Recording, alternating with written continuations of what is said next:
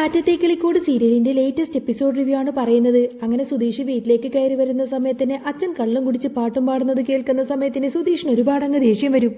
സുധീഷ് കയറി വന്ന പാടെ തന്നെ അച്ഛനോട് ദേഷ്യപ്പെടുന്നുണ്ട്. അച്ഛാ, നിങ്ങൾക്ക് നാണോ മാനോ ഉണ്ടോ? ഒരു പെൺകുട്ടി ഈ വീടിനകത്തുള്ളതല്ലേ? നിങ്ങൾക്കൊരുപക്ഷെ ഞങ്ങളോട് സ്നേഹമില്ലാതായിരിക്കാം എന്ന് വെച്ച് നിധി ഇവിടെ ഉണ്ട്, നിധിയോട് ഇത്തിരിയെങ്കിലും പരിഗണിക്കണ്ടേ എന്നൊക്കെ ചോദിച്ചുകൊണ്ട് തന്നെ സുധീഷ് ദേഷ്യപ്പെടുന്നുണ്ട് കേട്ടോ ഭാസ്കരനോട്. എന്നാൽ ഭാസ്കരൻ അതൊന്നും തന്നെ വകവെക്കുന്നില്ല എങ്കിൽ പോലും നിധി ഒന്നും മിണ്ടേണ്ട സുധീഷേ എന്നൊക്കെ പറഞ്ഞ് സുധീഷിനെയും നികേഷിനെയും അകത്തേക്ക് കൂട്ടിക്കൊണ്ടുപോകും. നിധിക്കാണെങ്കിൽ ഭയങ്കര സങ്കടമായിരിക്കും. എങ്ങനെയെങ്കിലും എത്രയും പെട്ടെന്ന് തന്നെ തന്റെ കരിയർ പടുത്തുണർത്തണം എന്നൊരൊറ്റ ചിന്ത മാത്രമായിരിക്കും നിധിക്ക്. അതുകൊണ്ട് തന്നെ തന്റെ സർട്ടിഫിക്കറ്റ്സും ID കാർഡൊക്കെ എങ്ങനെയെങ്കിലും കയ്യിൽ കിട്ടണമെന്ന് ചിന്തിക്കാണ്. അങ്ങനെ നിധി എല്ലാ കാര്യങ്ങളും സംസാരിക്കാൻ വേണ്ടിയിട്ട് സാന്ദ്രേച്ചിയെ വിളിക്കുന്നുണ്ട്. നിധിയുടെ ഫോൺ കോൾ കാണുന്ന സമയത്തിന് സാന്ദ്രയ്ക്ക് ആകെ വല്ലാതാവുന്നുണ്ട്. ഇനി എന്തെങ്കിലും പ്രശ്നം വരുമോ എന്നൊക്കെ ചിന്തിച്ച്, അരുൺ അവിടെ ഇല്ലല്ലോ എന്നൊക്കെ ചിന്തിച്ച് ഭയങ്കര പേടിയോട് കൂടെ ആയിരിക്കട്ടെ സാന്ദ്ര ആ ഒരു ഫോൺ കോൾ അറ്റൻഡ് ചെയ്യുന്നത്. എന്നിട്ട് ചോദിക്കുന്നുണ്ട്, എന്താ നിധി, നീ എന്താ വിളിച്ചതെന്ന് ചോദിക്കും. അന്നേരം നിധി പറയുന്നുണ്ട്, ചേച്ചി അച്ഛനും അമ്മക്കൊക്കെ എങ്ങനെയുണ്ട് എന്ന് ചോദിക്കുകയാണ്. അത് കേട്ടതോട് കൂടി തന്നെ സാന്ദ്ര പറയുന്നു, അവരൊക്കെ ഇവിടെ സുഖമായിട്ട് ഇരിക്കുന്നുണ്ട്, അച്ഛനിപ്പോൾ വലിയ കുഴപ്പമൊന്നുമില്ല. എന്നെക്കുറിച്ച് അവരിപ്പോൾ സംസാരിക്കാറുണ്ടോ എന്ന് നിധി ചോദിച്ചപ്പോൾ സാന്ദ്ര പറയുന്നുണ്ട്, നീ ഇവിടെ ഉണ്ടാക്കി വെച്ച പ്രശ്നങ്ങൾ അത്ര ചെറുതൊന്നുമല്ലല്ലോ നിധി, അത് കാരണം ഇപ്പോഴും അവരുടെ വേദന അനുഭവിച്ചുകൊണ്ടേയിരിക്കുകയാണ്. ഇനിയിപ്പോൾ അതിനെപ്പറ്റി കൂടുതലൊന്നും സംസാരിക്കാതിരിക്കുന്നതാ നല്ലത് എന്ന് പറയുന്ന സമയത്തിന് നിധി ചോദിക്കുന്നുണ്ട്, അപ്പോൾ അവർക്കെല്ലാവർക്കും എന്നോട് ദേഷ്യമായിരിക്കുമല്ലേ? സാന്ദ്ര പറയുന്നുണ്ട്, അത് പിന്നെ പ്രത്യേകിച്ച് പറയേണ്ട കാര്യമുണ്ടോ? നല്ല കാര്യമാണോ നീ ചെയ്തു കൂട്ടിയിരിക്കുന്നത്? അവർക്ക് നിന്നോട് നല്ല ദേഷ്യമുണ്ട്. അല്ല നിധി, നിനക്ക് കുഴപ്പമൊന്നുമില്ലല്ലോ എന്ന് ചോദിക്കുന്ന സമയത്തന്നെ നിധി പറയുന്നുണ്ട്, എനിക്കിപ്പോൾ ഇവിടെ പ്രശ്നമൊന്നുമില്ല ചേച്ചി, നീ ഇപ്പോൾ എന്തിനാ വിളിച്ചതെന്ന് സാന്ദ്ര ചോദിച്ചപ്പോൾ നിധി പറയുന്നുണ്ട്, എനിക്കിവിടെ നിൽക്കാൻ പറ്റുന്നില്ല സാന്ദ്രേച്ചി, എനിക്കിവിടെ നിന്നും എത്രയും പെട്ടെന്ന് തന്നെ പോകണം, ഹോസ്റ്റലിലേക്ക് മാറണം. കല്യാണം കഴിഞ്ഞിട്ട് നീ എന്തിനാ ഹോസ്റ്റലിലേക്ക് പോകുന്നത് എന്ന് സാന്ദ്ര ചോദിക്കുന്ന സമയത്തന്നെ എനിക്കിവിടെ നിൽക്കാൻ പറ്റാത്തത് കൊണ്ടാണെന്ന് പറയും. എന്താ നിനക്ക് അവിടെ നിൽക്കാൻ പറ്റാത്തതെന്ന് ചോദിക്കാണ് സാന്ദ്ര. അരുണേട്ടൻ വന്ന് പറയുന്നത് കേട്ടു, കുടുംബം അത്ര ശരിയല്ല എന്നും അവിടെ 3-4 ആണുങ്ങൾ മാത്രമേ ഉള്ളൂ എന്നൊക്കെ, അവിടുത്തെ അമ്മായിയപ്പൻ കള്ളുകുടിയനാണെന്നും ഒക്കെ കേട്ടു. ഇതൊക്കെ സത്യമാണോ? അവർ കാരണം നിനക്ക് വല്ല പ്രശ്നമുണ്ടോ എന്നൊക്കെ ചോദിക്കാണ് സാന്ദ്ര ടെൻഷനോട് കൂടെ. നിധി പറയുന്നുണ്ട്, എനിക്കങ്ങനെ അവരെ കൊണ്ട് വലിയ പ്രശ്നമൊന്നും ഇല്ല ചേച്ചി. അപ്പോൾ പിന്നെ സുധീഷ് അവിടെ വല്ല പ്രശ്നവും ഉണ്ടാക്കുന്നുണ്ടോ? നിനക്ക് അവിടെ നിൽക്കാൻ വല്ല ബുദ്ധിമുട്ടുണ്ടോ എന്ന് ചോദിക്കാണ് സാന്ദ്ര. നിധി പറയുന്നുണ്ട്, ഏയ് അതൊന്നുമില്ല ചേച്ചി, എനിക്ക് പഠിക്കണം, നല്ല ജോലി വാങ്ങിക്കണം എന്നൊക്കെ എനിക്ക് നല്ല ആഗ്രഹമുണ്ട്. ആദ്യം എനിക്കൊരു നല്ല ജോലി വേണം, പക്ഷേ ജോലി കിട്ടാൻ കുറേയധികം കടമ്പകളുണ്ട്. ഞാൻ നേരത്തെ തന്നെ ചോദിച്ചതല്ലേ, എൻ്റെ സർട്ടിഫിക്കറ്റ്സൊക്കെ പാൻ കാർഡും ആധാർ കാർഡും ID കാർഡും ഒക്കെ അവിടെയല്ലേ ഉള്ളത്.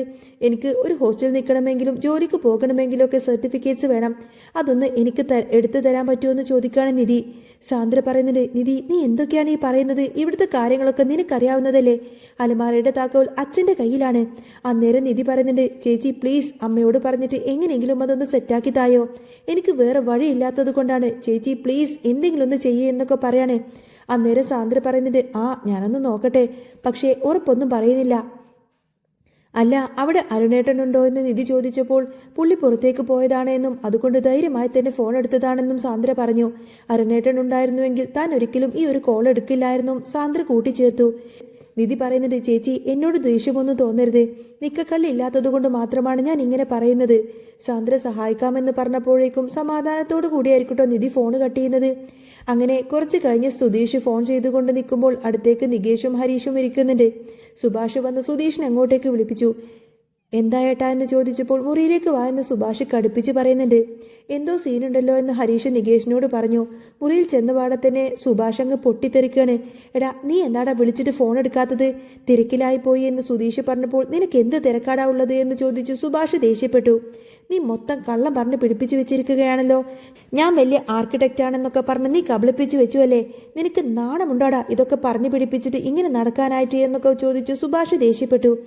എന്നെ കുരിശിലേറ്റിയിട്ട് നീ ഇങ്ങനെ സുന്ദരനായിട്ട് നടക്കല്ലേ, ഇങ്ങനെയൊന്നും പറയല്ലേ സുഭാഷ് ഏട്ടാ എന്ന് സുധീഷ് കരഞ്ഞു പറഞ്ഞപ്പോൾ എടാ പിന്നെ ഞാൻ എങ്ങനെയാണ് പറയേണ്ടത് എന്നൊക്കെ ചോദിച്ചു സുഭാഷ് വീണ്ടും ചൂടാവാണ്. എഞ്ചിനീയറിംഗ് കഴിഞ്ഞു നിൽക്കുന്ന ആ കൊച്ചിന് ജോലി മേടിച്ചു കൊടുക്കേണ്ട ഗതികേടാണ് ഞാൻ. നിനക്ക് സത്യം പറഞ്ഞുകൂടായിരുന്നോ? നിനക്ക് അവളോട് എല്ലാ സത്യം തുറന്നു പറഞ്ഞുകൂടായിരുന്നോ എന്ന് ചോദിക്കാണ് സുഭാഷ്. ഹരീഷ് അങ്ങോട്ടേക്ക് ചെന്നിട്ട് എന്താ പ്രശ്നമെന്ന് ചോദിച്ചപ്പോൾ സുഭാഷ് വിവരം പറഞ്ഞു.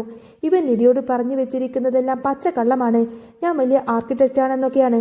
ഇപ്പോൾ അവൾക്ക് എൻ്റെ കമ്പനിയിൽ ഒരു ജോലി വേണമെന്ന് പറയുന്നു. ഹരീഷ് പറയുന്നുണ്ട്, ഇവൻ ഇതല്ല ഇതിലപ്പുറം ചെയ്യും. കള്ളം പറയാനും തിന്നാനും മാത്രമേ ഇവൻ വായ തുറക്കാറുള്ളൂ എന്നൊക്കെ പറയും. എന്നാൽ അത് സുധീഷിനങ്ങ് പിടിച്ചില്ല. ഡാ വേണ്ടട്ടോ ഹരീഷേ എന്ന് ചോദിച്ചുകൊണ്ട് തന്നെ സുധീഷ് ദേഷ്യപ്പെടും. നീ എന്തെങ്കിലും കാര്യം നല്ലതായിട്ട് ചെയ്തിട്ടുണ്ടോ എന്ന് ഹരീഷ് തിരിച്ചു ചോദിച്ചു. പിടിച്ചു നിൽക്കാൻ വേറെ വഴിയൊന്നും ഇല്ലായിരുന്നു സുധീഷിന്. സുധീഷ് ന്യായീകരിച്ചു. നികേഷും പറഞ്ഞു, ചേട്ടാ ഇത് വളരെ മോശമായി പോയി. ഇവന്റെ തലയിലേക്ക് എത്ര പറഞ്ഞാലും കയറില്ലെന്ന് ഹരീഷ് പരിഹസിച്ചു. നീ ഇനി കളക്ടറാണെന്നോ ഡോക്ടറാണെന്നോ വല്ലതും പറഞ്ഞു വെച്ചിട്ടുണ്ടോ എന്ന് സുഭാഷ് ചോദിക്കാണ്. ഇല്ലേട്ടാ, എനിക്ക് രക്ഷപ്പെടാൻ വേറെ വഴിയൊന്നും ഇല്ലായിരുന്നോ എന്ന് സുധീഷ് പറഞ്ഞു. വിശ്വാസമില്ലെങ്കിൽ വിട്ടേക്ക് എന്നും കൂടി സുധീഷ് പറഞ്ഞപ്പോൾ ഹരീഷിന് ശരിക്കും അങ്ങ് ദേഷ്യം വന്നു. കുടുംബത്തിൽ ഓരോരോ പ്രശ്നങ്ങൾ ഉണ്ടാക്കുന്നത് നീ തന്നെയല്ലേ എന്നൊക്കെ പറഞ്ഞ് അവർ രണ്ടുപേരും വീണ്ടും അങ്ങ് വഴക്കായി. അന്നേരം ഒടുവിൽ കയ്യാങ്കളിയിലേക്ക് എത്തിയപ്പോൾ നികേഷ് ഇടപെട്ടു. ഒന്ന് നിർത്തുന്നുണ്ടോ? നിധി ഇവിടെയുള്ള കാര്യം നിങ്ങൾ എല്ലാവരും മറന്നുപോയോ എന്ന് ചോദിക്കാണ് നികേഷ്. അച്ഛന്റെ പ്രകടനം കണ്ട് ആ പാവം അല്ലെങ്കിൽ തന്നെ ആകെ പേടിച്ചിരിക്കുകയാണ്. അപ്പോഴാണ് ഇനി നിങ്ങളുടെ കൂടെ ഈ ഒരു അടിപിടി. ഇത് വീടാണോ അതോ ചന്തയാണോ എന്നൊക്കെ ചോദിച്ചുകൊണ്ട് തന്നെ നികേഷ് ദേഷ്യപ്പെട്ടു. നിങ്ങളെ കൊണ്ട് മടുത്തു എന്നൊക്കെ പറഞ്ഞ് സുഭാഷ് അവിടെ നിന്നും അവരെ ഓടിക്കുകയാണ്. ഇതേ സമയത്ത് തന്നെ ഹേമയാണെങ്കിൽ അടുക്കളയിൽ നിന്ന് നിധിക്ക് ഇഷ്ടപ്പെട്ട പലഹാരമൊക്കെ ഉണ്ടാക്കുകയാണ്.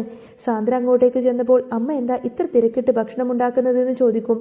ഇത് നിധിക്ക് ഇഷ്ടപ്പെട്ട പലഹാരമാണെന്നും ഞാനിത് ഉണ്ടാക്കുമ്പോഴൊക്കെ അവളെ ഓർക്കാറുണ്ട് എന്നും ഹേമ സങ്കടപ്പെട്ട് പറഞ്ഞു.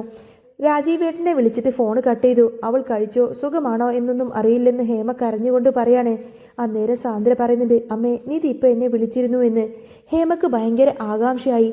എന്ത്, അവള് വിളിച്ചിരുന്നോ? അവൾക്ക് അവിടെ ബുദ്ധിമുട്ടൊന്നും ഇല്ലല്ലോ. അവൾ എന്താ പറഞ്ഞതെന്ന് ആകാംക്ഷയോട് കൂടെ തന്നെ ഹേമ ചോദിക്കുന്ന സമയത്തിന് സാന്ദ്ര പറയുന്നുണ്ട്, അവൾക്ക് അവിടെ ഒരു പ്രശ്നവുമില്ലാമേ.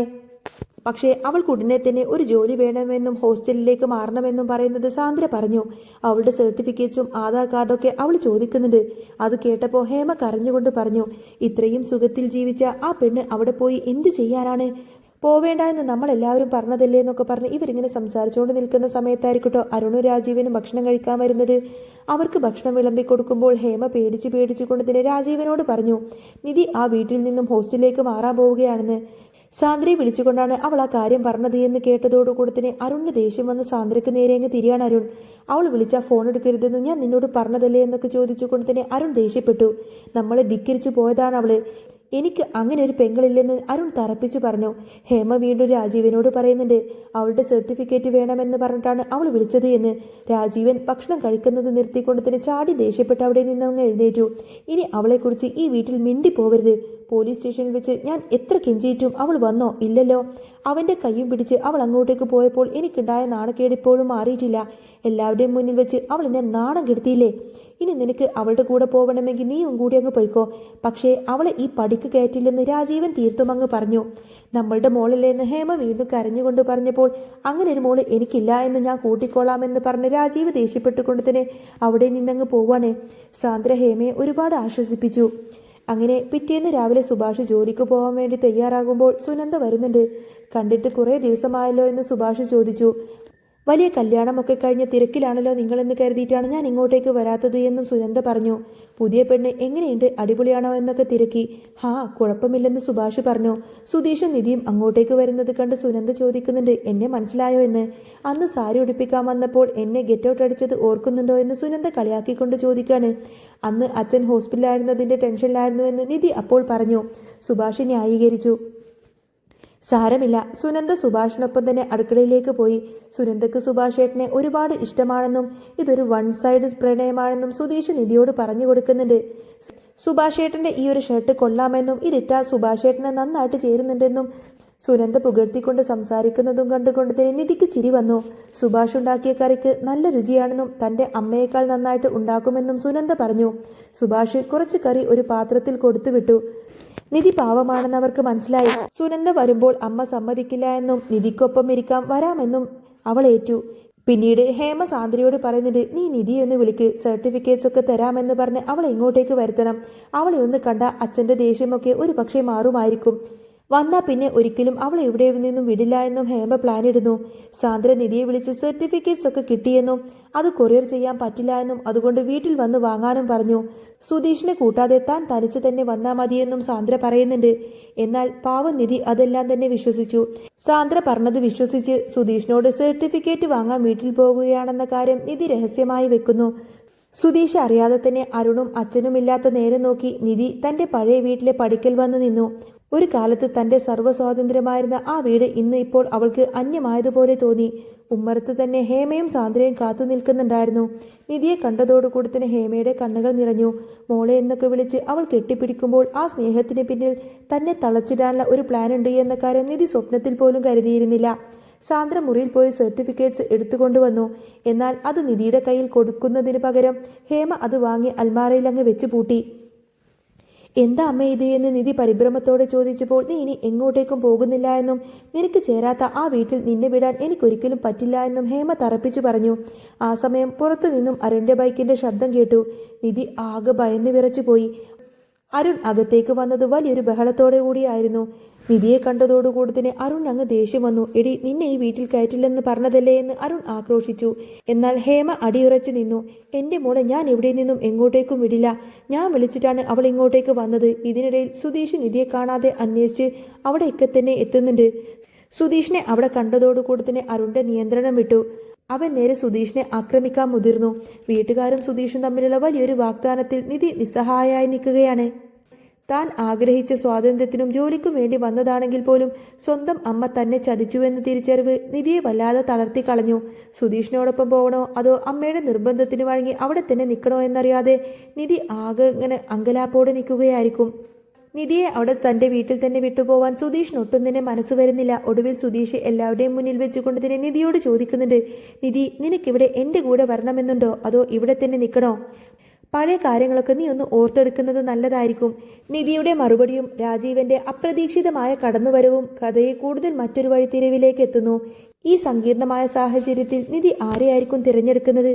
ഇനി വരാൻ പോകുന്ന വമ്പൻ ട്വിസ്റ്റ് നിറഞ്ഞ എപ്പിസോഡുകളൊക്കെ നെക്സ്റ്റ് വീഡിയോയിൽ ഞാൻ പറയാട്ടോ. അപ്പോൾ നിങ്ങൾക്ക് ഈ ഒരു ചാനൽ ഇഷ്ടമാവുകയാണെങ്കിൽ സബ്സ്ക്രൈബ് ചെയ്യാനും സപ്പോർട്ട് ചെയ്യാനും മറക്കല്ലേ. നെക്സ്റ്റ് വീഡിയോ ഉടനെ വരാം. ബൈ.